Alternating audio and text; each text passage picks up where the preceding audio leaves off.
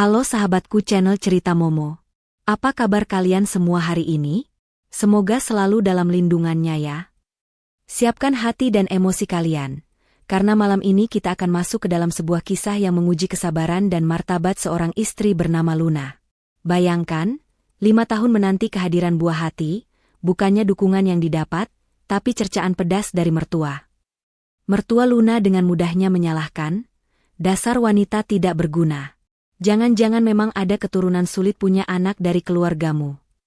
Bahkan, ia sudah menyiapkan surat cerai dan wanita baru untuk anaknya. Tapi, Luna tidak tinggal diam. Ia punya satu syarat, tes kesuburan. Dan hasilnya, membuat mertuanya langsung pingsan tak berdaya. Siapa sebenarnya yang bermasalah? Tonton sampai akhir di channel Cerita Momo. Yuk, sebelum kita mulai, jangan lupa ya, tekan tombol like-nya sekarang juga, subscribe ke channel Cerita Momo, dan nyalakan lonceng notifikasinya biar kalian gak ketinggalan setiap bab baru. Dan seperti biasa, absen dulu di kolom komentar. Komen nama, asal kota, dan ketik hadir. Oke, sudah siap? Langsung saja kita mulai. 5 tahun. Angka itu terasa seperti jurang tak berdasar yang menganga di antara Luna dan kebahagiaan sejati dalam rumah tangganya. Hari itu, genap 5 tahun Luna menyandang status sebagai istri dari Devano, dan genap 5 tahun pula ia berjuang melawan keheningan yang menyesakan di dalam rumah besar yang seharusnya ramai dengan tawa seorang anak. Luna selalu bersabar. Setiap pagi ia bangun dengan harapan baru, setiap malam ia berdoa dengan air mata yang hampir kering. Ia mencintai Devano dengan tulus. Meski Devano seringkali bersikap pasif dan lebih tunduk pada Bu Asmara, ibunya, daripada membela sang istri. Devano sendiri adalah pria yang baik, namun sayangnya terlalu lemah. Ia berada di bawah bayang-bayang Bu Asmara, seorang wanita kaya, berkuasa, dan berlidah tajam yang percaya bahwa kesempurnaan hidup hanya bisa dicapai melalui garis keturunan yang gemilang. Bu Asmara telah lama menjuluki Luna sebagai wanita pembawa sial di belakang Luna. Namun belakangan, julukan itu mulai diucapkan keras-keras di ruang keluarga. Puncaknya terjadi siang itu, saat mereka bertiga sedang makan siang. Aroma masakan Luna yang lezat terasa hambar karena suasana hati yang mencekam. Bu Asmara baru saja kembali dari arisan dengan sekelompok sosialita yang membanggakan cucu-cucu mereka. Luna, sudah 5 tahun. Suara Bu Asmara menusuk, lebih dingin dari es yang ada di gelasnya. 5 tahun, dan kau masih belum bisa memberikan aku seorang cucu. Apa gunanya kau di rumah ini? Memang apa fungsimu sebagai seorang istri kalau tidak bisa menjalankan tugas utamamu? Luna menelan suapan makanannya dengan susah payah. Ia berusaha mempertahankan ketenangan. Bu, Luna sudah berusaha. Kita sudah ke dokter spesialis yang berbeda-beda. Luna sudah minum semua vitamin dan ramuan yang ibu berikan. Kita hanya perlu lebih bersabar. Sabar? Bu Asmara meletakkan sendoknya dengan suara dentingan keras yang membuat Devano tersentak. Devano hanya menunduk, pura-pura fokus pada makanannya, seperti biasa. Kesabaran ibu sudah habis. Luna, lihatlah teman-teman ibu, mereka sudah menimang cucu. Ada yang bahkan cucunya sudah masuk TK. Lalu ibu hanya bisa duduk dan mendengarkan keluhan para sosialita itu tentang betapa repotnya mengurus cucu.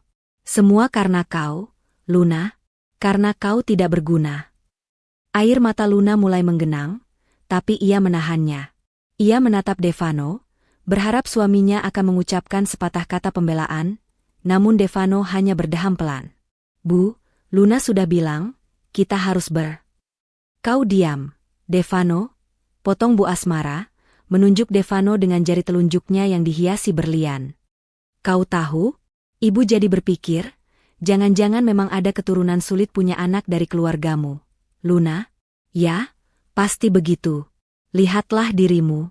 Wajahmu saja tidak ada aura-aura, ibu, sama sekali. Kalimat terakhir itu seperti cambuk api bagi Luna.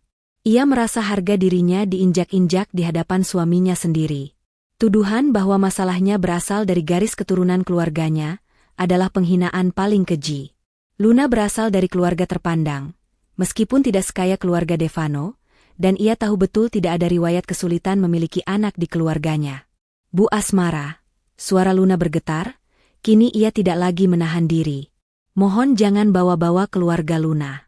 Luna bisa menerima cercaan tentang diri Luna, tapi tidak tentang orang tua Luna. Oh, kau berani melawan sekarang. Bu Asmara tertawa sinis. Ibu tidak melawan, Luna. Ibu hanya menyampaikan fakta. 5 tahun. Apa yang kau harapkan? Bahwa keajaiban akan jatuh dari langit? Tidakkah kau malu pada diri sendiri? Kau hanya menghabiskan uang anak ibu, padahal Devano perlu uang untuk masa depan dan membangun bisnisnya. Bisnisnya harus diurus, bukan malah disibukkan dengan kunjungan dokter spesialis bodoh yang hanya menguras dompet. Devano mengangkat wajahnya sedikit, merasa tersentuh pada bagian uang. Bu, jangan terlalu kasar. Kita bisa bicarakan ini baik-baik. Baik-baik bagaimana lagi, Devano? Bu Asmara menoleh tajam ke arah anaknya. Ibu hanya ingin yang terbaik untukmu. Ibu ingin kau punya penerus. Kalau istrimu tidak bisa memberikan itu, maka ganti. Sesederhana itu. Malam harinya, setelah Bu Asmara pergi menghadiri acara amal, Devano mencoba berbicara dengan Luna di kamar. Namun, Devano tidak meminta maaf atas kata-kata ibunya, melainkan mencoba membenarkan kekhawatiran ibunya. Luna, ibu itu hanya khawatir. Dia sudah tua, dia ingin segera menimang cucu. Seharusnya kamu lebih mengerti posisinya, ujar Devano sambil membuka dasinya. Luna menatap suaminya dengan kecewa mendalam. Mengerti? Mengerti saat beliau menuduhku mandul dan menyalahkan garis keturunan keluargaku? Apa kamu tidak merasa sedikit pun terganggu, Devano? Apakah 5 tahun pernikahan kita tidak berarti apa-apa bagimu? Bukan tidak berarti, Devano menghindar, duduk di tepi ranjang. Tapi, Luna, coba kamu pikirkan. Kita sudah mencoba semua cara. Jangan-jangan memang, kita perlu memikirkan solusi lain. Mungkin, seperti kata ibu, memang ada masalah genetik dari pihakmu. Mendengar kata-kata itu keluar dari mulut suaminya sendiri, Luna merasa seluruh kekuatannya runtuh. Bukan karena ia takut pada perceraian, tetapi karena ia menyadari betapa pasif dan tidak berpihaknya Devano selama ini. Ia melihat pantulan wajahnya di cermin, air mata akhirnya jatuh membasahi pipi. Ia bukan hanya menghadapi Bu Asmara, ia menghadapi benteng Devano dan Bu Asmara. Devano, yang melihat Luna menangis, merasa bersalah sedikit, namun ia tidak bisa menarik kembali kata-katanya. Devano lebih memilih kedamaian yang diberikan Bu Asmara daripada memperjuangkan istrinya. Luna kemudian menghubungi sahabatnya, Siska. Siska adalah satu-satunya orang yang tahu seberapa besar tekanan yang dialami Luna. Siska menenangkan Luna melalui telepon, mendengarkan semua cercaan Bu Asmara dan sikap Devano yang dingin. Siska menyarankan Luna untuk tidak hanya berdiam diri, dan mulai mengambil tindakan untuk melindungi dirinya sendiri. Siska mengingatkan Luna bahwa ia adalah wanita cerdas dan berpendidikan, ia tidak boleh membiarkan dirinya diinjak-injak seperti itu. Setelah panggilan telepon dengan Siska, Luna berdiri di balkon kamarnya, memandang langit malam. Keputusan sudah bulat. Ia sudah memberikan semua yang ia miliki dalam pernikahan ini, termasuk kesabarannya yang tak terbatas. Sekarang, saatnya ia memikirkan dirinya sendiri.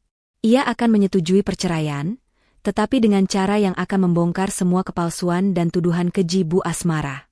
Ia tidak akan pergi dengan kepala tertunduk. Ia akan pergi dengan membawa kebenaran. Luna menyeka air matanya dan menggantinya dengan tatapan yang tajam dan bertekad. Babak baru hidupnya akan segera dimulai, dan ia tidak akan lagi menjadi korban. Luna menghabiskan sisa malam itu dengan menyusun strategi. Ia membuka laptopnya, mencari informasi tentang hak-hak istri dalam perceraian, dan yang paling penting, ia mencari nama seorang pengacara handal yang terkenal tegas dan tidak takut menghadapi keluarga kaya raya. Nama Pak Jaya muncul berulang kali sebagai pilihan terbaik. Sebuah rencana besar sudah terbentuk di benaknya, dan rencana itu akan dimulai segera setelah Bu Asmara kembali menyerangnya dengan surat cerai. Luna sudah siap. Keesokan paginya, suasana sarapan terasa dingin. Bu Asmara duduk dengan ekspresi kemenangan yang kentara, sementara Devano tampak gelisah. Luna masuk ruang makan dengan penampilan yang berbeda. Ia mengenakan pakaian yang rapi, dengan wajah tanpa riasan namun memancarkan aura ketenangan yang tidak biasa. Bu Asmara langsung menyambutnya dengan serangan. Luna, ibu sudah menghubungi pengacara. Kau tidak perlu repot-repot. Surat cerai akan siap besok. Devano sudah setuju. Luna tersenyum tipis. Senyum yang membuat Bu Asmara merasa sedikit tidak nyaman. Luna mengambil tempat duduknya, meminum tehnya, dan menatap lurus ke arah Bu Asmara. Bagus, Bu. Luna setuju. Luna akan menandatangani surat cerai itu, jawab Luna dengan suara yang mantap. Devano dan Bu Asmara terkejut. Mereka menyangka Luna akan memohon dan menangis. Kau setuju? Tanya Bu Asmara, berusaha menyembunyikan keterkejutannya. Ya, Luna setuju. Tapi Luna punya satu syarat, kata Luna, menaruh cangkir tehnya di meja dengan hati-hati, menciptakan suara pelan yang menarik semua perhatian. Syaratnya sederhana. Sebelum Luna menandatangani surat itu, Devano dan Luna harus melakukan tes kesuburan sekali lagi. Di klinik yang netral, dan dilakukan secara bersamaan. Dan kita akan melihat siapa yang sebenarnya tidak berguna, atau membawa keturunan sulit punya anak. Wajah Bu Asmara langsung menegang. Devano membeku. Mereka tidak menyangka Luna akan mengajukan syarat yang langsung menyerang inti masalah yang selama ini mereka jadikan alasan untuk menceraikannya. Luna tahu, Bu Asmara sangat yakin bahwa masalahnya ada pada Luna, dan ia ingin Bu Asmara dan Devano merasakan bagaimana jika tuduhan itu berbalik 180 derajat. Luna tidak lagi peduli dengan pernikahan ini, ia hanya peduli pada kehormatannya. Ia harus membuktikan bahwa ia bukanlah wanita yang mandul dan tak berguna, seperti yang dituduhkan Bu Asmara. Luna ingin semua orang tahu bahwa 5 tahun cercaan yang ia terima adalah fitnah semata. Suasana di ruang makan pagi itu mendadak hening, lebih dingin daripada pendingin ruangan. Ucapan Luna tentang syarat tes kesuburan yang harus dilakukan Devano dan dirinya secara bersamaan telah menciptakan gelombang kejut yang kuat. Bu Asmara, yang terkenal selalu mendominasi, untuk pertama kalinya tampak kehilangan kata-kata. Devano sendiri hanya bisa menatap piringnya. Raut wajahnya menunjukkan perpaduan antara terkejut dan rasa tidak nyaman. Apa-apaan ini, Luna? Bu Asmara akhirnya memecah keheningan, suaranya naik 1 oktav, mencoba merebut kembali kendali. Kenapa harus ada syarat seperti itu? Kita sudah tahu, masalahnya ada padamu. Kau hanya mencari-cari alasan untuk menunda perceraian, kan? Luna mempertahankan ketenangan yang baru ia temukan. Ia menatap Bu Asmara lurus-lurus, membuat wanita tua itu sedikit gentar. Jika Bu Asmara dan Devano begitu yakin bahwa masalahnya ada pada Luna, lalu apa yang ibu takutkan? Bukankah hasil tes itu akan menjadi bukti nyata untuk menguatkan gugatan cerai Devano? Luna hanya ingin kebenaran yang mutlak, agar tidak ada penyesalan dan fitnah di masa depan. Jika hasilnya Luna yang bermasalah, Luna akan pergi tanpa menuntut sepeser pun harta Gonogini. Janji Luna untuk tidak menuntut harta Gonogini jika ia terbukti bersalah adalah umpan yang kuat.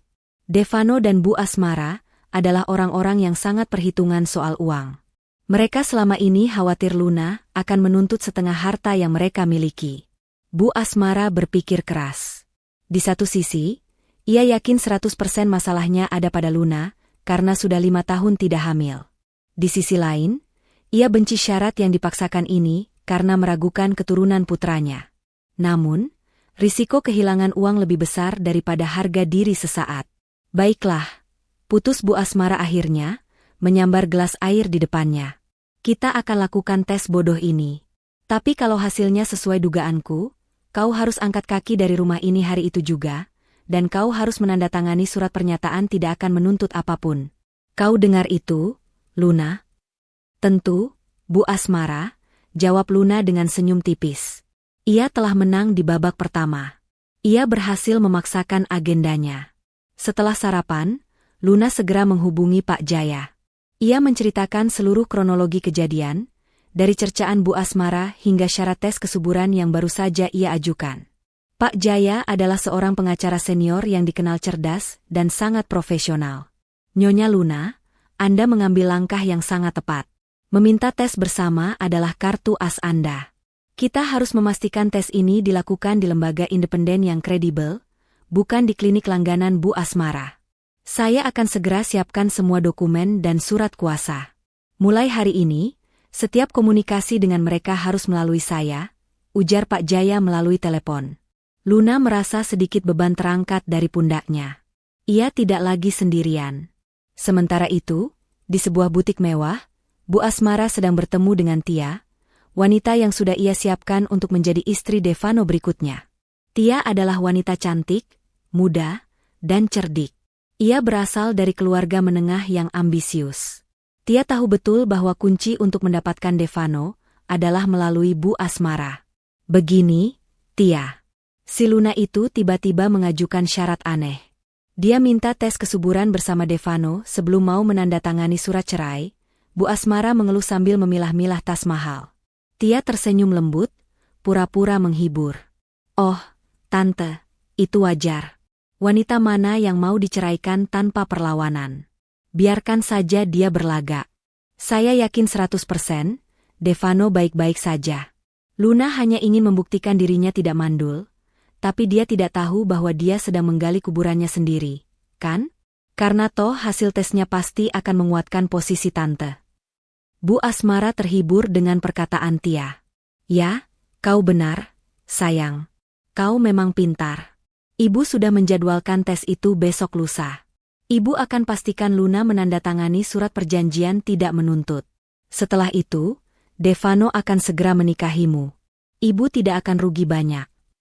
Tentu, Tante, kata Tia, matanya berbinar melihat tas yang dipandang Bu Asmara.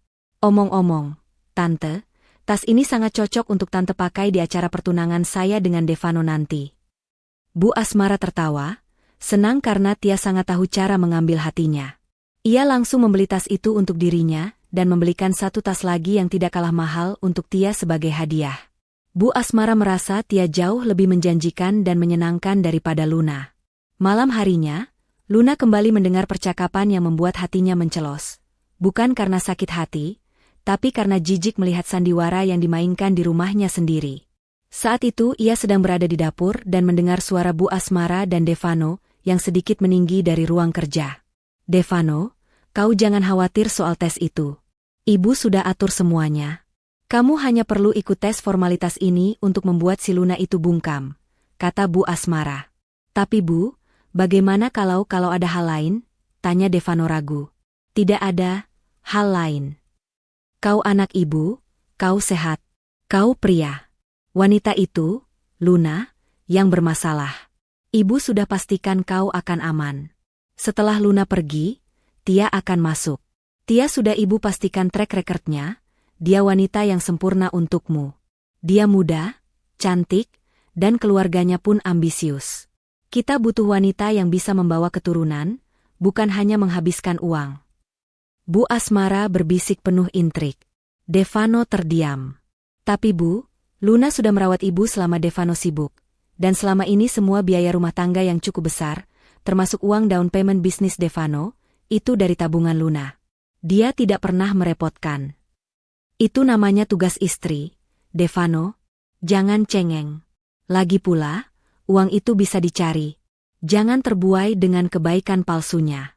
Kau harus ingat, prioritas utamamu adalah ibu dan masa depan keturunanmu. Kau harus segera menceraikannya. Bu Asmara menekan. Luna yang mendengar percakapan itu hanya bisa menggelengkan kepala. Ia baru tahu bahwa uang muka untuk bisnis Devano berasal dari tabungannya sendiri. Selama ini Devano selalu mengatakan bahwa itu adalah modal dari pinjaman bank. Pengkhianatan Devano tidak hanya pada hati, tetapi juga pada materi. Luna semakin yakin bahwa keputusannya untuk bercerai adalah keputusan terbaik. Ia merasa lega bahwa ia sudah menghubungi Pak Jaya. Ia harus memastikan Pak Jaya mendapatkan semua data aset dan transaksi keuangan mereka selama ini. Keesokan harinya, Devano datang ke Luna dengan wajah yang terlihat sedikit menyesal, tapi niatnya jelas untuk manipulasi. Ia mencoba merayu Luna agar membatalkan syarat tes kesuburan dan langsung menandatangani surat cerai. Sayang, kenapa kamu harus mempersulit diri? Lebih baik kita selesaikan ini baik-baik. Aku akan tetap memberimu sejumlah uang sebagai ucapan terima kasih karena telah menemaniku 5 tahun ini. Bujuk Devano, mencoba meraih tangan Luna. Luna menarik tangannya. Aku tidak butuh uang terima kasihmu, Devano. Aku hanya butuh kebenaran. Kamu harus ingat, kamu sendiri yang setuju dengan tes itu di depan Bu Asmara. Kalau kamu menarik kata-katamu, itu hanya akan membuktikan bahwa kamu atau ibumu sudah tahu kebenaran yang kalian sembunyikan. Devano langsung gelagapan. Tidak. Tentu saja tidak. Aku tidak suka suasana tegang ini, Luna. Sudah, lupakan. Kita ikut tesnya besok lusa. Aku hanya ingin kita berpisah baik-baik. Luna tahu Devano hanya takut ibunya akan marah jika ia membatalkan tes tersebut. Luna menanggapi dengan tenang, kalau begitu, siapkan dirimu. Aku sudah mengatur janji dengan dokter. Besok lusa, pukul 10 pagi, di Klinik Andalas. Bukan pilihan Bu Asmara, tapi pilihan yang netral dan terpercaya. Klinik Andalas adalah klinik terkenal dengan rekam jejak yang bersih. Bu Asmara tidak punya koneksi kuat di sana. Bu Asmara sempat protes, tapi Luna berkeras. Ia mengancam akan membatalkan perjanjian tidak menuntut harta Gonogini jika Bu Asmara mengubah tempat tes. Demi uang, Bu Asmara terpaksa mengalah. Malam itu, Luna menghabiskan waktu dengan Siska. Ia bertemu Siska di sebuah kafe. Luna menyerahkan beberapa dokumen keuangan kepada Siska. Siska, ini data transaksi selama 5 tahun terakhir. Ada beberapa aset yang dibeli dengan uang hasil jerih payahku sendiri sebelum dan selama pernikahan, yang selama ini Devano kira itu adalah uangku bersamanya. Aku juga melampirkan bukti transfer untuk down payment bisnis Devano. Aku percaya padamu, tolong kirimkan ini semua ke Pak Jaya sebelum besok pagi, pinta Luna dengan nada serius. Siska menatap sahabatnya dengan bangga. Aku tahu kamu bukan wanita lemah, Lun. Aku akan pastikan Pak Jaya menerima semua ini. Kamu fokus saja besok. Tunjukkan pada mereka bahwa mereka telah menuduh orang yang salah selama 5 tahun ini. Aku akan ikut menemanimu ke klinik. Luna memeluk Siska dengan erat. Ia merasa bersyukur memiliki sahabat sejati. Kini, ia tidak lagi merasa terintimidasi. Ia telah siap. Bukan hanya siap untuk bercerai, tetapi siap untuk memenangkan kebenaran dan mendapatkan kembali kehormatannya yang telah lama dicuri oleh mertua dan suaminya sendiri. Perhitungan sudah dimulai, dan Luna yakin, ia akan menjadi pemenangnya.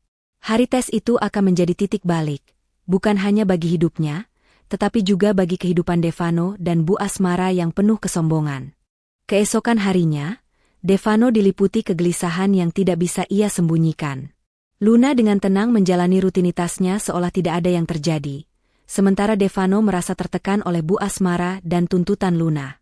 Ia terus-menerus menghubungi Bu Asmara, mencoba meyakinkan ibunya bahwa rencana tes kesuburan di Klinik Andalas, klinik netral pilihan Luna, adalah ide yang buruk. Namun, Bu Asmara sudah terlanjur terpikat oleh iming-iming Devano akan bebas dari tuntutan harta Gonogini jika Luna terbukti bermasalah. Kau ini kenapa, Devano? Jangan seperti pengecut, bentak Bu Asmara melalui sambungan telepon. Luna itu hanya gertak sambal. Dia hanya ingin menakut-nakuti kita. Kau harus ingat, kalau bukan karena dia mandul, kenapa kita harus menunggu 5 tahun? Turuti saja maunya. Sekali saja dia membuat ulah, kita akan dapat keuntungan besar. Dia bilang tidak akan menuntut apa-apa kalau hasilnya negatif untuknya. Pikirkan uang yang bisa kita selamatkan. Devano terdiam. Logika Bu Asmara memang selalu berpusat pada keuntungan materi. Ia tahu betul bahwa ibunya tidak pernah mengkhawatirkan kesehatannya, hanya status dan kekayaan. Sementara itu, Luna bertemu dengan Pak Jaya di kantornya. Pertemuan ini sangat krusial. Luna tidak hanya menyerahkan dokumen-dokumen keuangan dan salinan bukti transfer uang muka bisnis Devano yang berasal dari tabungan pribadinya, tetapi juga meminta Pak Jaya untuk hadir di Klinik Andalas. Pak Jaya, saya minta bantuan Anda untuk memastikan proses pengambilan sampel berjalan sesuai prosedur. Saya tidak ingin ada manipulasi dari pihak Devano atau Bu Asmara. Mereka punya uang dan koneksi, dan saya tidak mau ada kecurangan sekecil apapun, pinta Luna dengan tegas. Jangan khawatir, Nyonya Luna, jawab Pak Jaya, mengumpulkan dokumen dengan rapi. Saya sudah menghubungi staf ahli di Klinik Andalas. Mereka adalah profesional dan sangat menjunjung tinggi kode etik. Saya akan hadir di sana, bukan sebagai pengacara, tetapi sebagai konsultan pribadi Anda. Kehadiran saya akan memberi tekanan psikologis pada Devano dan Bu Asmara. Luna merasa lega. Ia menceritakan bagaimana Devano menggunakan tabungannya untuk modal bisnis tanpa pengembalian yang jelas, dan selalu mengklaim itu adalah uangnya. Ini adalah bukti penelantaran ekonomi dan juga pengkhianatan materi. Pak Jaya menyimpulkan bahwa semua cercaan Bu Asmara dan sikap pasif Devano telah memenuhi unsur kekerasan psikis dalam rumah tangga, dan hal itu akan menjadi dasar yang kuat untuk gugatan cerai Luna nanti. Luna tidak akan hanya diceraikan, ia yang akan menggugat cerai dengan tuntutan yang adil. Tiba hari H tes kesuburan. Pagi itu, Devano diantar oleh Bu Asmara ke klinik Andalas. Devano mengenakan kemeja formal, namun keringat dingin membasahi punggungnya. Bu Asmara tampak mengenakan pakaian mewah dan make-up tebal, seolah ia datang untuk menghadiri acara sosialita, bukan klinik kesuburan. Kepercayaan dirinya luar biasa tinggi. Kau jangan tegang begitu, Devano. Kau pria sejati. Kau akan baik-baik saja, bisik Bu Asmara, menarik lengan Devano dengan sedikit rasa kesal. Setibanya di lobi klinik Andalas, mereka melihat Luna sudah duduk dengan tenang, ditemani oleh Siska.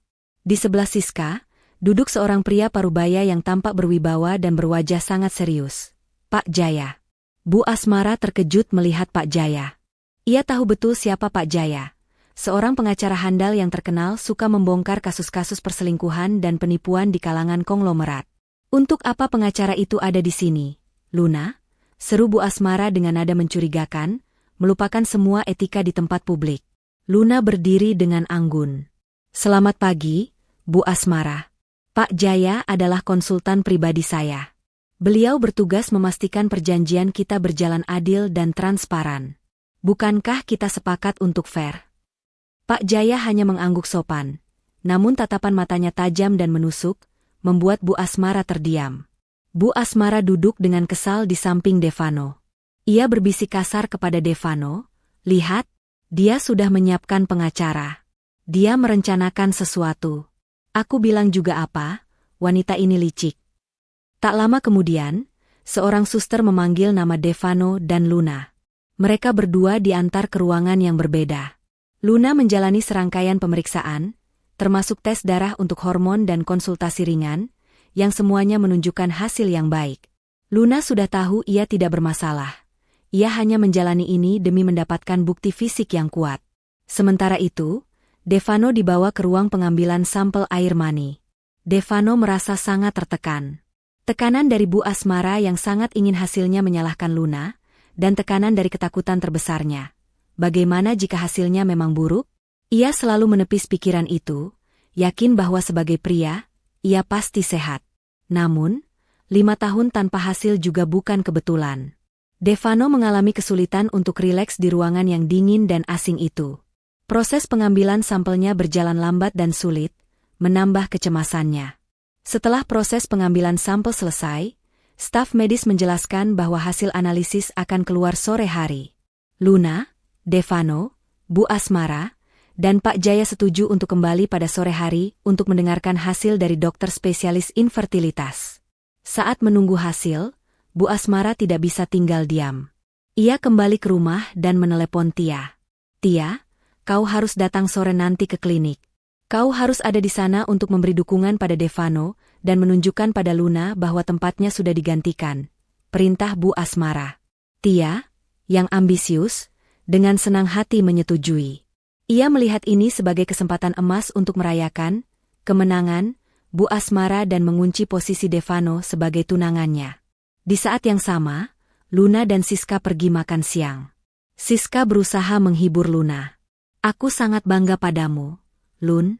Kamu sudah berani melawan. Kamu tidak lagi menangis. Kamu melawan dengan kepala tegak dan logika, puji Siska. Ini bukan soal menang atau kalah, SIS. Ini soal harga diri. 5 tahun aku dihina. Ini adalah penebusan. Aku hanya ingin mereka tahu bahwa mereka telah menyakiti orang yang salah, dan fitnah itu akan berbalik menyerang mereka. Jawab Luna, matanya masih memancarkan tekad yang kuat. Luna kemudian menghubungi Pak Jaya lagi untuk memastikan satu hal. Ia meminta Pak Jaya untuk mengatur agar hasil tes Devano dan dirinya diberikan dalam amplop yang disegel dan baru dibuka di hadapan dokter dan semua pihak, termasuk Bu Asmara dan Devano. Ini adalah langkah antisipasi agar Bu Asmara tidak bisa memanipulasi hasil, meskipun Devano mungkin sudah melihat sebagian hasilnya. Sore harinya, sekitar pukul 4, lobi klinik Andalas kembali ramai. Luna kembali bersama Siska dan Pak Jaya. Devano dan Bu Asmara datang, dan kali ini, Bu Asmara membawa Tia. Tia berpenampilan mencolok, mengenakan pakaian desainer yang mahal dan tersenyum sinis ke arah Luna. Astaga, Devano. Untuk apa kau membawa wanita itu ke sini? Bisik Luna kepada Devano, nadanya tidak lagi memohon melainkan penuh kekuasaan. Dia calonku. Dia berhak tahu, jawab Devano terbata-bata, gugup karena Pak Jaya melihat tingkahnya. Bu Asmara langsung menyambar, tentu saja dia berhak. Dia sebentar lagi akan menjadi istri Devano dan akan memberikan cucu yang gagal kau berikan. Luna. Ini namanya permulaan dari keluarga baru Devano. Kau adalah masa lalu. Tia tersenyum kemenangan, melambaikan tangannya ke Luna seolah-olah sedang menyapa bawahan. Luna membalas dengan senyum tipis. Senyum misterius yang membuat Tia dan Bu Asmara merasa sedikit jengkel. Luna tahu, sandiwara Tia dan Bu Asmara akan segera berakhir. Tak lama kemudian, dokter spesialis kesuburan memanggil mereka semua ke ruang konsultasi. Ruangan itu terasa sempit dengan 6 orang yang hadir. Luna, Siska, Pak Jaya, Devano, Bu Asmara, dan Tia.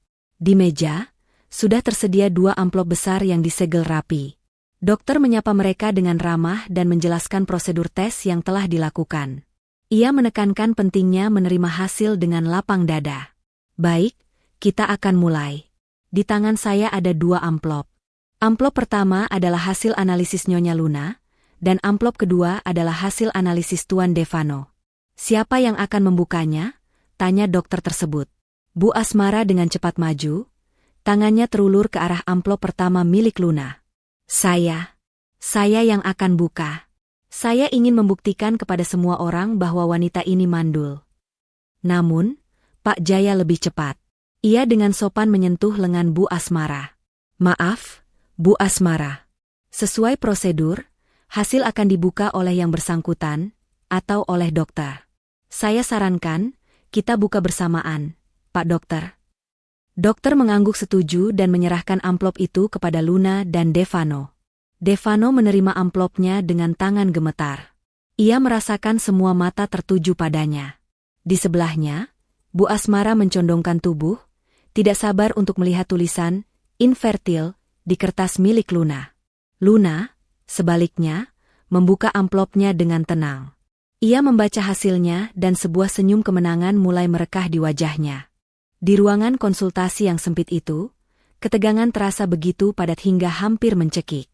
6 pasang mata, dari Luna, Siska, Devano, Bu Asmara, Tia, hingga Pak Jaya, tertuju pada 2 lembar kertas yang baru saja dikeluarkan dari amplop tersegel.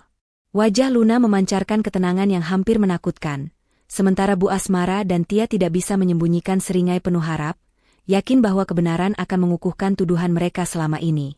Dokter spesialis infertilitas, yang terbiasa dengan drama pasangan suami istri, berdeham pelan. Baik, mari kita lihat hasilnya bersama-sama. Tuan Devano, silakan baca hasil Anda lebih dulu, karena Nyonya Luna sudah tampak memahami hasilnya. Devano menatap Luna, lalu menunduk ke lembar kertas yang ia pegang. Tangannya gemetar hebat. Ia mencoba membaca baris pertama, yang merangkum hasil pemeriksaan Luna. Bu Asmara mencondongkan tubuhnya ke depan, matanya bergerak cepat mencoba menangkap setiap kata. Nyonya Luna, hasil pemeriksaan hormon, ovulasi, dan USG transvaginal menunjukkan semuanya dalam batas normal. Nyonya Luna terbukti subur dan tidak memiliki masalah struktural yang menghalangi kehamilan. Suara Devano tercekat saat membaca hasil Luna. Seketika, senyum kemenangan di wajah Bu Asmara dan Tia lenyap. Wajah Bu Asmara langsung memucat, berganti dengan ekspresi tidak percaya dan marah. Apa? Tidak mungkin. Kau pasti salah baca, Devano. Mana coba ibu lihat. Bu Asmara hampir merampas kertas itu dari tangan Devano, namun Devano menahannya. Ini memang hasilnya, Bu. Luna tidak bermasalah, ujar Devano, Kini matanya beralih ke kertas di tangannya sendiri, hasil analisis air mani, semen. Bu Asmara bersikeras. Pasti ada kecurangan. Kau, Luna. Kau pasti menyogok klinik ini. Dasar wanita licik. Bu Asmara, mohon tenang. Sela Pak Jaya dengan suara tegas. Klinik Andalas adalah lembaga terpercaya.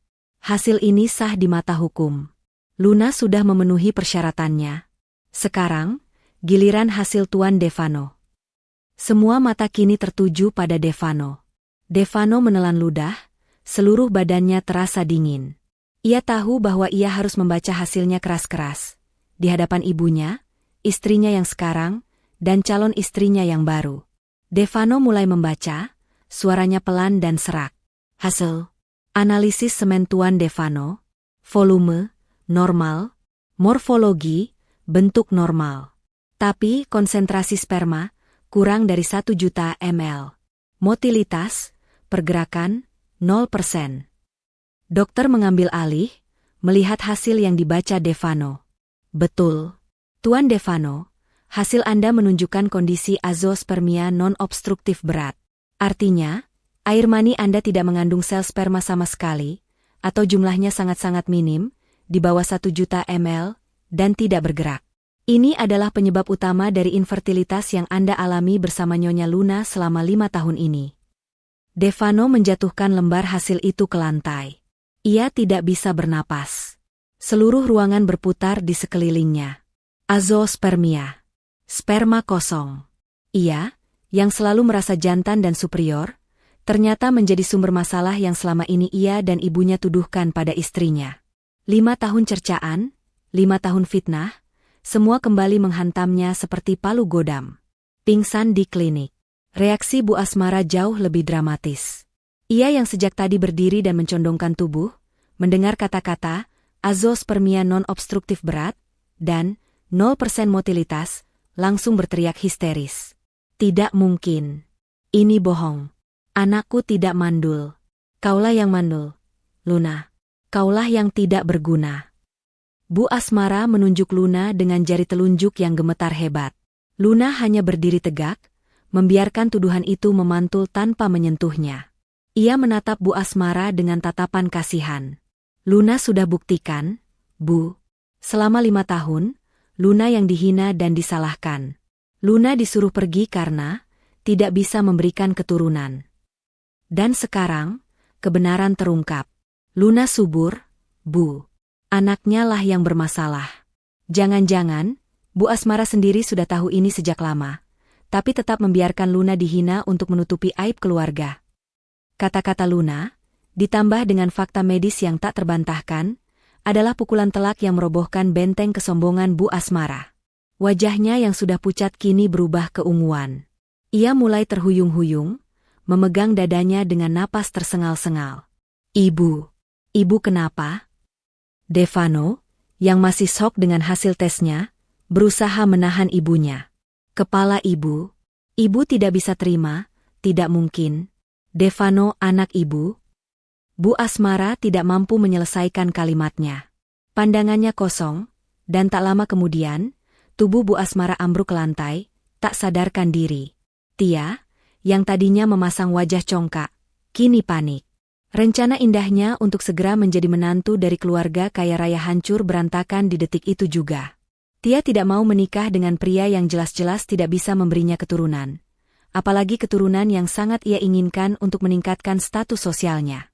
Tia melihat kekacauan ini dan menyadari bahwa ia baru saja mempertaruhkan masa depannya pada pria yang bermasalah.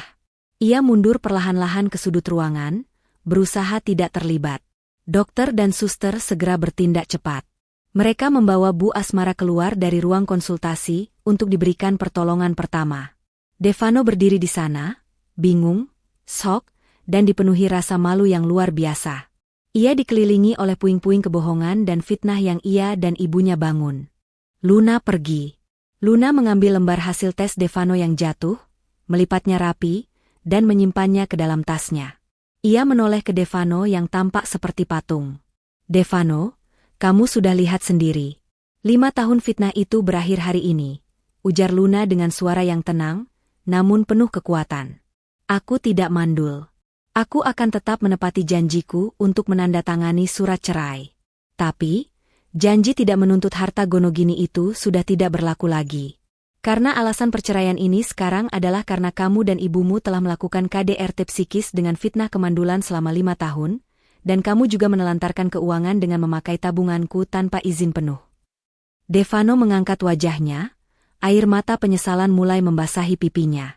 Luna, jangan. Aku minta maaf. Aku salah. Aku tahu. Aku hanya takut menghadapi ibu. Aku mencintaimu, Luna. Kita bisa mencari solusi lain. Bayi tabung, atau adopsi.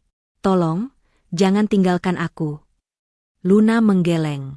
Sudah terlambat, Devano. Cinta sejati tidak akan membiarkan pasangannya dihina setiap hari. Kamu memilih ibumu dan uangnya, dan hari ini kamu mendapatkan konsekuensinya.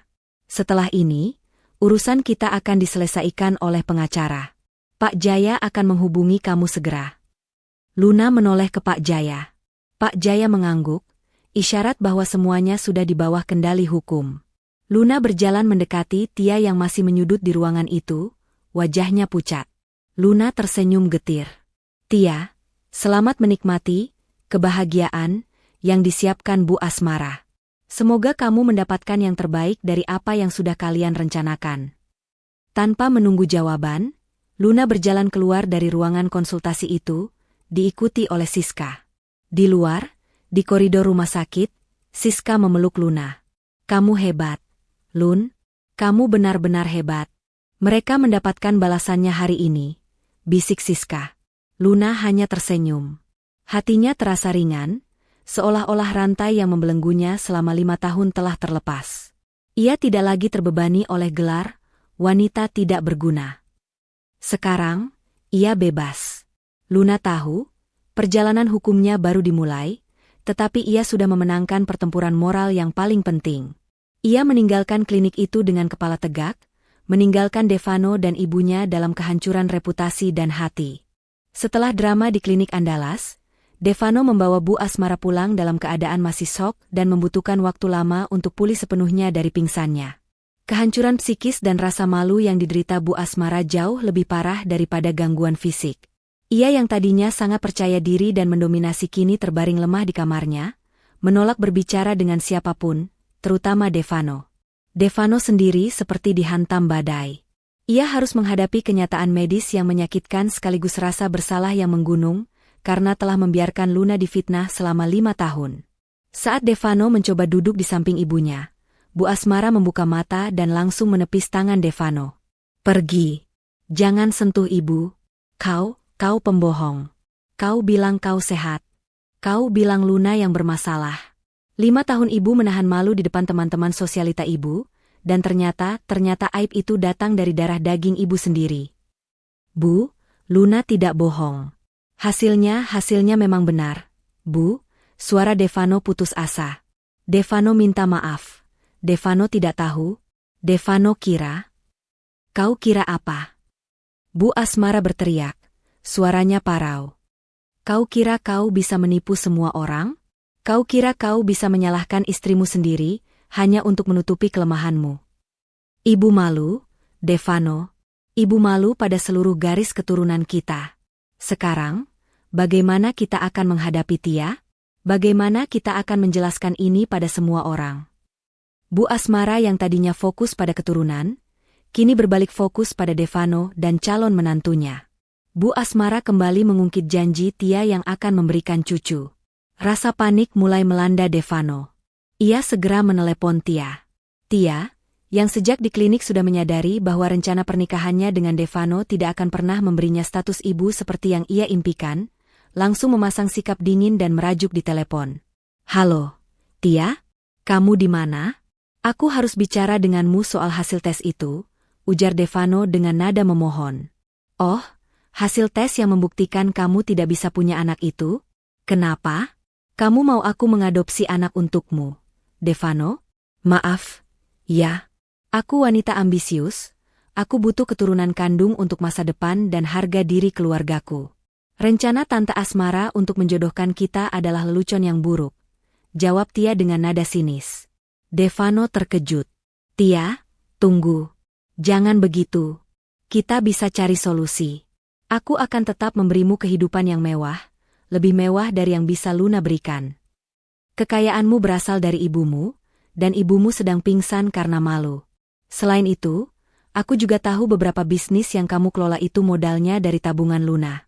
Luna sudah menghubungi pengacara terkenal, Pak Jaya, Devano. Sebentar lagi, kamu dan ibumu akan menghadapi masalah finansial yang jauh lebih besar daripada masalah kesuburan ini. Aku tidak mau terlibat dalam kehancuran. Tia membentak Devano, lalu menutup telepon tanpa memberi kesempatan Devano bicara lagi. Devano menjatuhkan ponselnya ke lantai. Kehancuran datang dari segala arah. Istri yang sudah pergi, ibu yang histeris dan sakit, dan calon istri yang meninggalkannya karena ia tidak sempurna sebagai pria. Ia merasa sendirian dan dikhianati. Sementara kekacauan terjadi di rumah Devano, Luna menjalani kehidupannya dengan langkah ringan. Ia dan Siska menghabiskan hari itu di rumah baru yang telah Luna siapkan sejak lama. Rumah itu dibeli Luna dengan uangnya sendiri, jauh dari pantauan Bu Asmara, sebagai aset cadangan jika terjadi sesuatu pada pernikahannya. Luna adalah wanita yang cerdas dan visioner. Ia selalu menyiapkan rencana B. Malam harinya, Luna kembali menghubungi Pak Jaya. Pak Jaya, Devano dan ibunya pasti sudah panik. Luna tidak ingin menunda. Luna ingin Anda segera mengirimkan surat gugatan cerai. Dan tolong, tekankan bahwa alasan gugatan itu adalah KDRT psikis karena fitnah kemandulan selama 5 tahun, serta penelantaran ekonomi, instruksi Luna. Sesuai perintah, Nyonya Luna. Semua dokumen sudah saya siapkan. Besok pagi, saya akan mengirimkan surat gugatan resmi sekaligus surat pemberitahuan pembagian harta Gonogini berdasarkan bukti-bukti yang Anda serahkan. Kita tidak akan memberi mereka kesempatan untuk menenangkan diri dan menyusun strategi kebohongan baru. Janji Pak Jaya.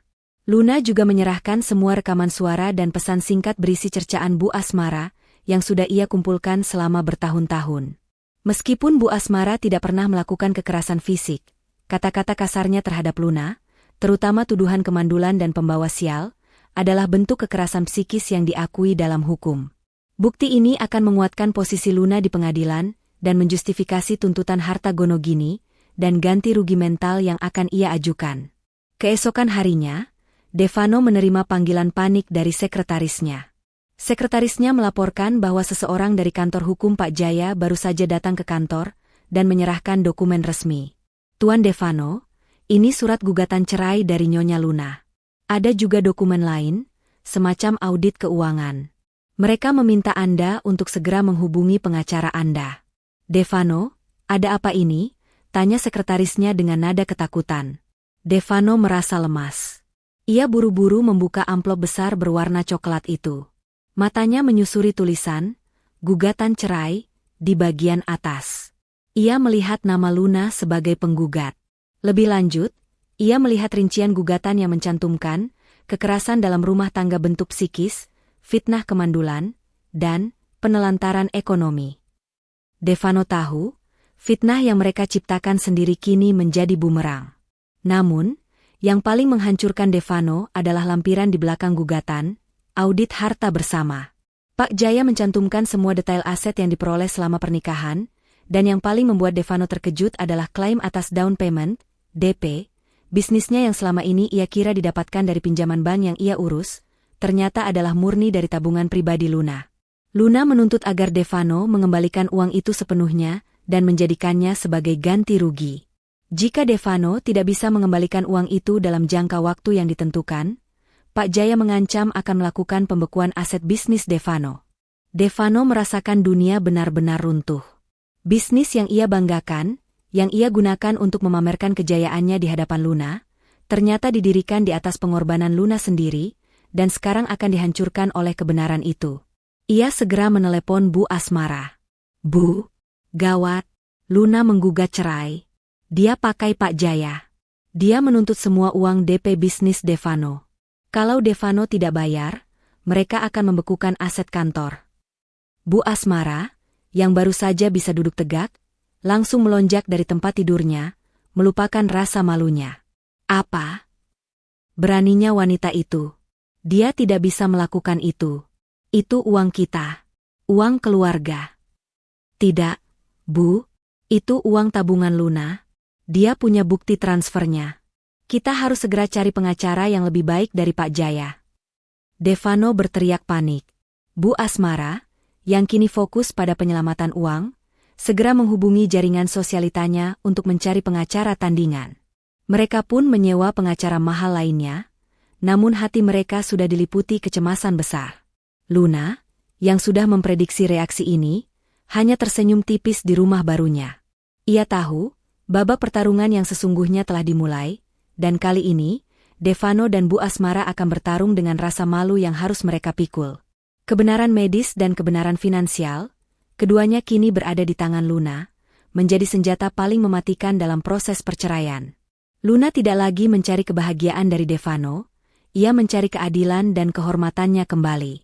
Setelah Devano dan Bu Asmara menerima surat gugatan cerai dan audit keuangan dari Pak Jaya, kepanikan di rumah mereka mencapai puncaknya. Mereka segera menyewa pengacara, seorang pria bernama Pak Dika, yang terkenal dengan biaya selangit tetapi janji-janji yang mengawang. Bu Asmara berkeras bahwa mereka harus melawan tuntutan Luna, terutama klaim Luna atas pengembalian modal bisnis Devano yang jumlahnya sangat besar. Kita tidak boleh membiarkan wanita itu mengambil uang kita, Devano.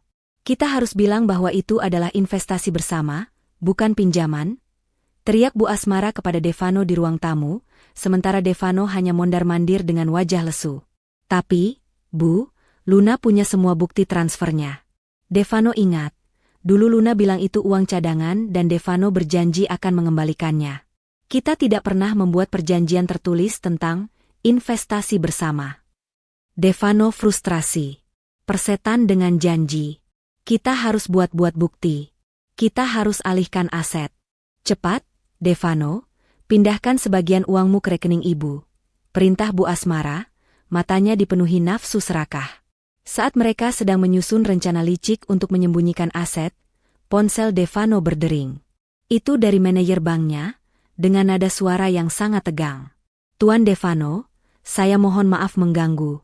Saya harus memberitahu Anda bahwa telah terjadi pemblokiran dana di semua rekening yang terhubung dengan bisnis Anda. Kantor Hukum Pak Jaya baru saja mengirimkan penetapan pengadilan terkait sengketa harta bersama dan dugaan penyalahgunaan dana, kata manajer bank itu. Devano terhuyung mundur. Apa?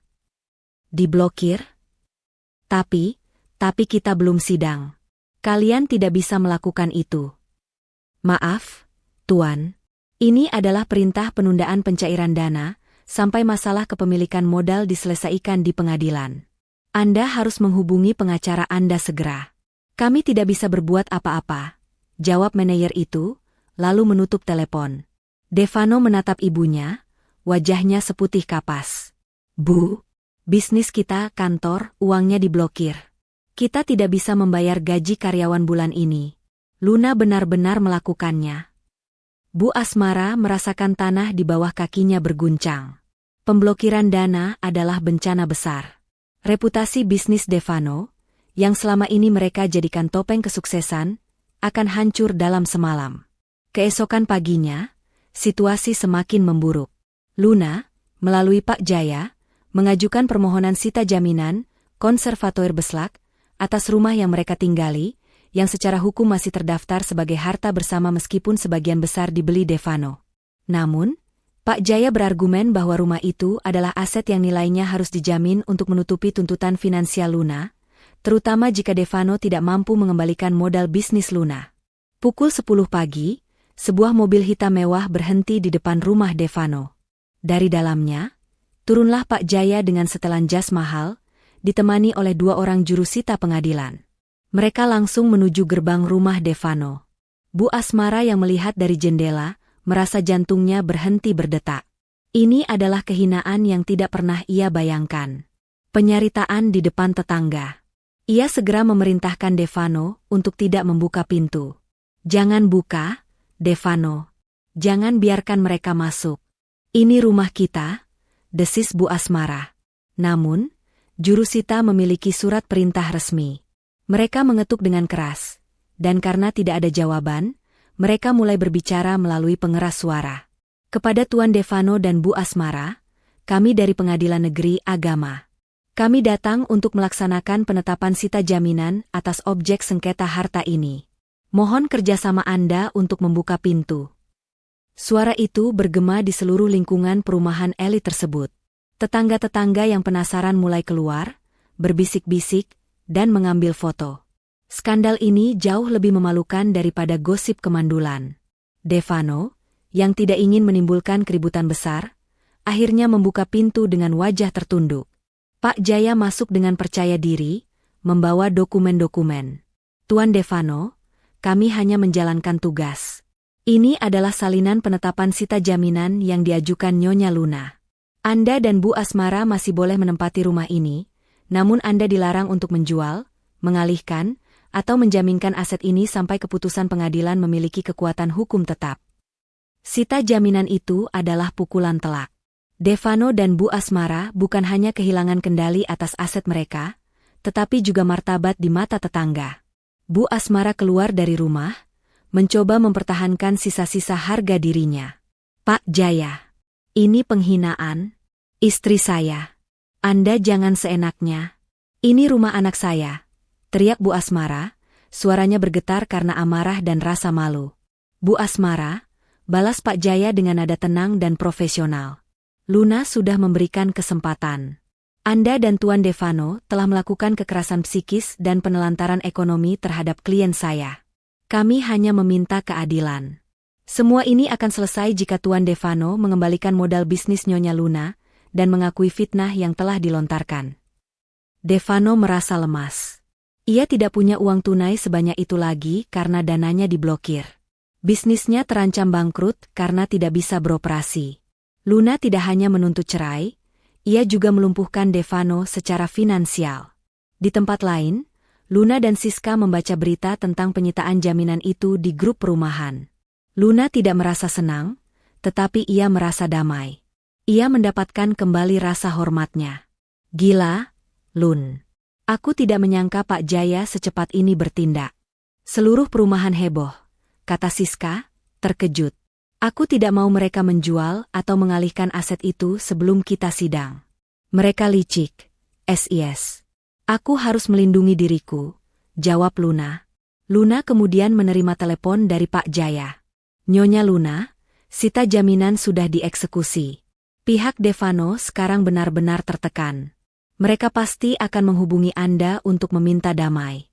Ingat, jangan pernah mau diajak mediasi tanpa kehadiran saya. Tuntutan kita harus tetap sama. Pengembalian dana, pengakuan KDRT psikis, dan perceraian. Luna mengangguk. Ia tahu, setelah ini, Devano dan Bu Asmara akan menggunakan segala cara untuk memutarbalikkan fakta. Namun Luna sudah memegang 2 kartu as yang tidak bisa mereka sangkal. Hasil tes kesuburan dan bukti transaksi keuangan. Malam itu, Devano mencoba menghubungi Luna berkali-kali. Luna tidak mengangkatnya. Devano mengirimkan pesan panjang lebar berisi permohonan maaf yang berapi-api, penyesalan, dan janji-janji manis untuk berubah dan memperbaiki semuanya. Pesan Devano, Luna, aku mohon. Aku tahu aku salah. Aku menyesal sudah membiarkan ibu menghinamu. Aku butuh kamu. Kita bisa mulai lagi. Kita bisa cari pengobatan untukku. Kita bisa adopsi anak. Tolong, jangan hancurkan aku. Ibu sekarang sakit, bisnisku hancur. Aku mohon, cabut gugatan itu. Aku akan memohon maaf pada keluargamu. Kita selesaikan masalah ini secara kekeluargaan, jangan lewat pengadilan. Aku mencintaimu. Luna membaca pesan itu, tapi hatinya tidak lagi tersentuh. Pesan itu hanya membuatnya jijik. Devano tidak meminta maaf atas tindakannya, tetapi karena konsekuensi dari tindakannya. Ia tidak menyesali kesalahan moral, ia menyesali kehancuran finansial dan sosialnya. Luna membalas dengan singkat. Balasan Luna, hubungi Pak Jaya. Tidak ada lagi urusan, kekeluargaan, antara kita. Kebenaran medis sudah di tangan. Sampai jumpa di pengadilan, Devano. Luna tahu, Devano akan berusaha keras untuk menjatuhkannya di pengadilan. Namun, ia juga tahu, semua kebohongan dan sandiwara yang mereka ciptakan sendiri kini telah menjadi senjata terkuat di tangan Luna.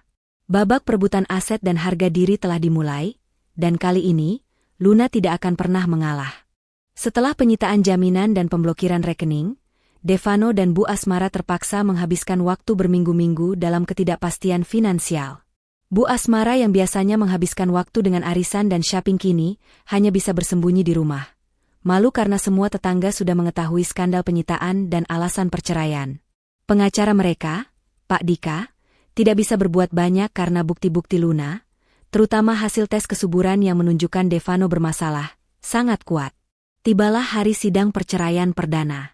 Ruang sidang dipenuhi aura tegang. Luna datang didampingi oleh Pak Jaya dan Siska, tampil sederhana namun berwibawa. Di sisi lain, Devano dan Bu Asmara datang bersama Pak Dika.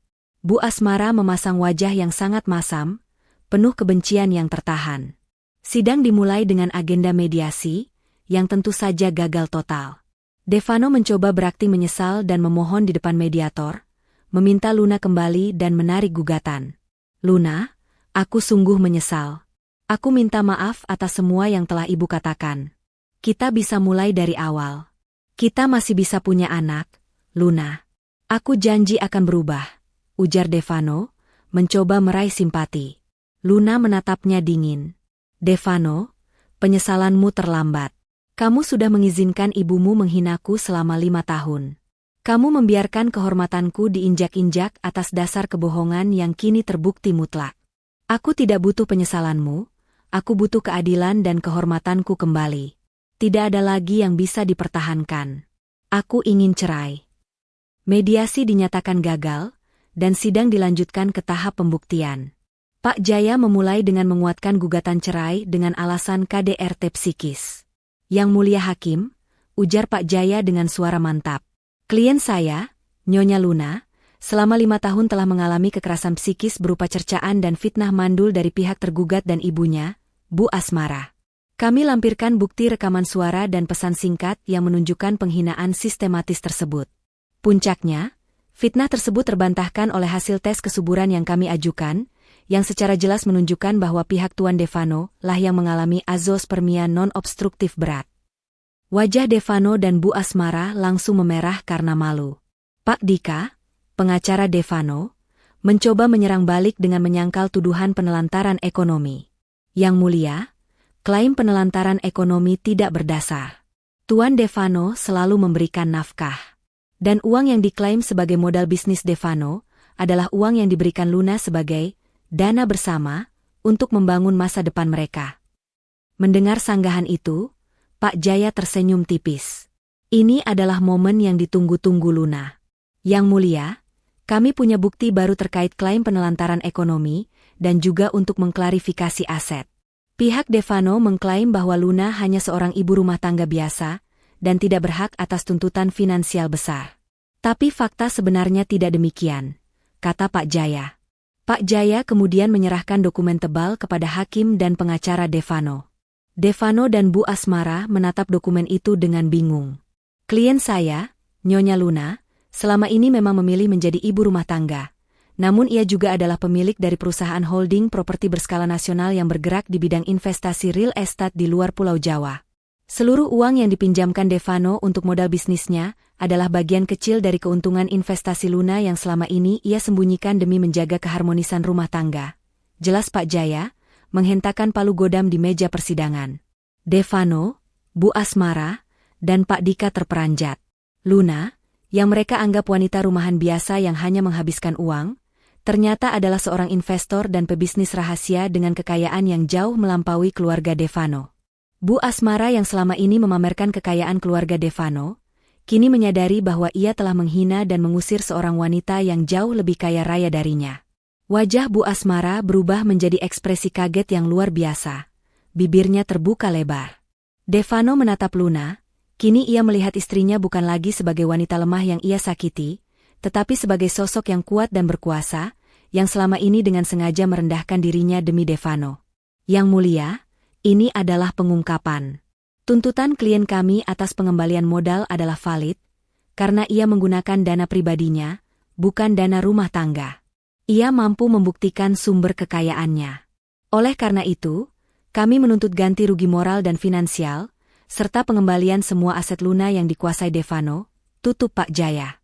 Devano dan Bu Asmara hanya bisa terdiam. Kebenaran medis telah menghancurkan martabat mereka, dan kini, kebenaran finansial telah menghancurkan kekayaan mereka. Setelah sidang perdana yang mengejutkan, Devano dan Bu Asmara menjadi sasaran empuk media sosial dan gosip di kalangan elit. Berita tentang gugatan cerai Luna, fitnah kemandulan yang terbongkar oleh hasil tes, dan fakta bahwa Luna adalah seorang investor properti rahasia, menyebar seperti api. Reputasi Bu Asmara di lingkaran sosialita hancur lebur. Ia dihindari, dicibir, dan tidak lagi diundang ke acara-acara penting. Bu Asmara menyalahkan Devano sepenuhnya. Ini semua salahmu, Devano. Kenapa kau tidak pernah memberitahu ibu kalau Luna punya uang sebanyak itu? Kita bisa saja memanfaatkan kekayaannya, bukan malah menceraikannya. Kita telah mengusir berlian demi wanita murahan seperti Tia yang bahkan sekarang sudah tidak mau mengangkat teleponmu. Devano, yang sudah kehilangan kendali atas bisnis dan asetnya, kini harus menghadapi amarah ibunya dan rasa malu yang mendalam. Pengacara mereka, Pak Dika, juga angkat tangan. Ia menyarankan Devano untuk segera berdamai, karena bukti-bukti Luna terlalu kuat, baik bukti medis, bukti transaksi, maupun bukti KDRT psikis. Tuan Devano, kita tidak punya harapan untuk menang. Hasil tes Anda mutlak. Bukti transfer uang Nyonya Luna juga valid. Saran saya, segera temui Nyonya Luna dan negosiasi secara langsung. Berikan semua yang dia minta, agar kita bisa mencabut gugatan KDRT psikis. Itu yang paling berbahaya, desak Pak Dika. Di bawah tekanan Bu Asmara yang histeris dan nasihat dari pengacaranya, Devano memutuskan untuk melanggar larangan Luna.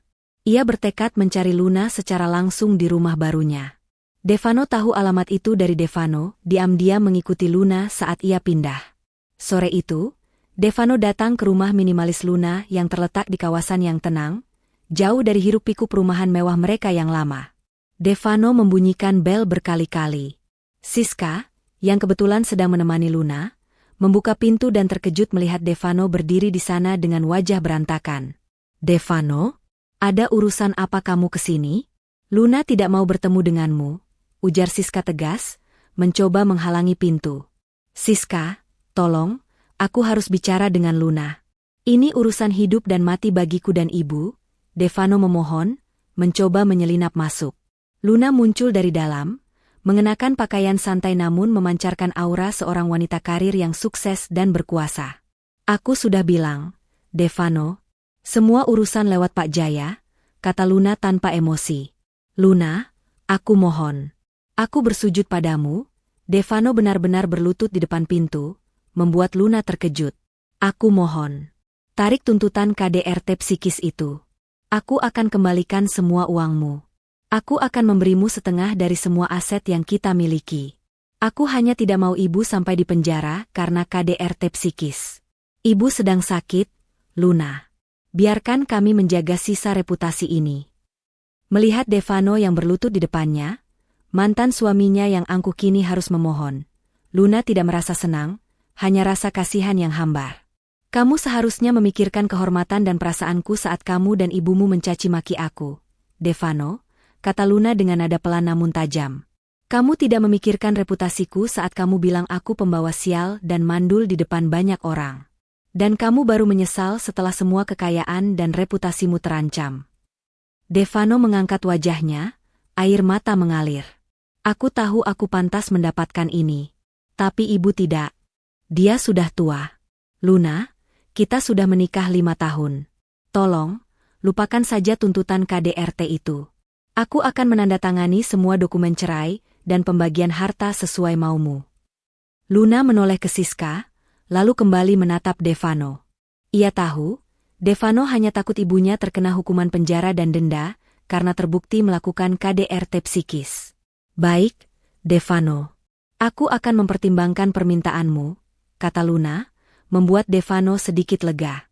Tapi dengan satu syarat lagi. Datang ke sidang selanjutnya. Akui semua kebohongan dan fitnah yang telah kamu dan ibumu katakan di depan hakim dan semua orang. Aku ingin pemulihan namaku secara resmi. Devano mengangguk cepat. Ia rela melakukan apapun asalkan ibunya tidak tersentuh hukum pidana. Ia tahu, mengakui kebohongan di persidangan akan menjadi puncak rasa malu, tetapi itu adalah harga yang harus ia bayar untuk membebaskan ibunya. Luna mengakhiri pertemuan itu dengan segera menutup pintu, meninggalkan Devano di luar. Luna sudah mendapatkan apa yang ia inginkan, pengakuan dan harga diri, serta asetnya kembali. Sidang perceraian dilanjutkan dengan agenda mendengarkan pengakuan dan pembacaan tuntutan akhir. Bu Asmara tidak diizinkan hadir karena kondisi kesehatannya yang semakin memburuk akibat tekanan mental dan finansial, namun Devano harus hadir, membawa beban permintaan ibunya untuk menyelamatkan sisa reputasi mereka. Di dalam ruang sidang, atmosfernya jauh lebih tenang dibandingkan sidang sebelumnya, namun terasa mencekam. Hakim memberikan kesempatan kepada Devano untuk memberikan pernyataan terakhirnya. Devano berdiri. Wajahnya pucat, matanya sembab. Ia menatap Luna yang duduk di samping Pak Jaya, dan untuk pertama kalinya, Devano melihat Luna sebagai korban sejati dari keegoisannya. Yang Mulia Hakim, dan kepada Luna, suara Devano bergetar, namun ia berusaha menguatkannya. Saya, Devano, mengakui semua kesalahan dan kebohongan yang telah saya lakukan. Saya mengakui bahwa selama 5 tahun pernikahan kami, saya membiarkan Luna mengalami kekerasan dalam rumah tangga bentuk psikis yang dilakukan oleh saya dan ibu saya, Bu Asmara. Devano berhenti sejenak, menelan ludah. Pengacara Devano, Pak Dika, tampak tegang, sementara Pak Jaya hanya menyeringai puas.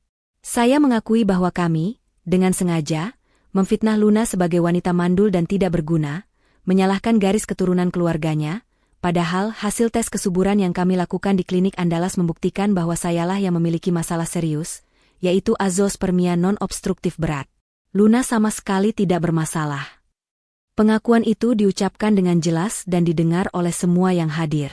Ini adalah pemulihan kehormatan yang diinginkan Luna. Devano melanjutkan, nadanya kini penuh penyesalan. Saya juga mengakui telah melakukan penelantaran ekonomi dengan menggunakan tabungan pribadi Luna sebagai modal bisnis saya tanpa persetujuan penuh. Saya berjanji akan mengembalikan semua dana tersebut sebagai ganti rugi, dan saya akan menerima semua tuntutan ganti rugi moral yang diajukan Luna.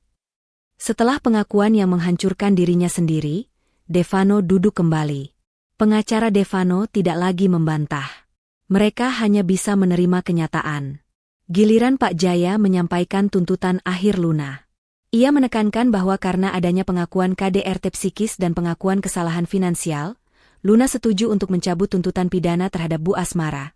Namun dengan syarat Devano segera menunaikan semua kewajiban finansial yang disepakati. Yang Mulia Hakim, klien kami Nyonya Luna telah membuktikan secara valid dan mutlak bahwa ia adalah korban. Ia telah berbaik hati untuk tidak memenjarakan mantan ibu mertuanya atas dasar kemanusiaan.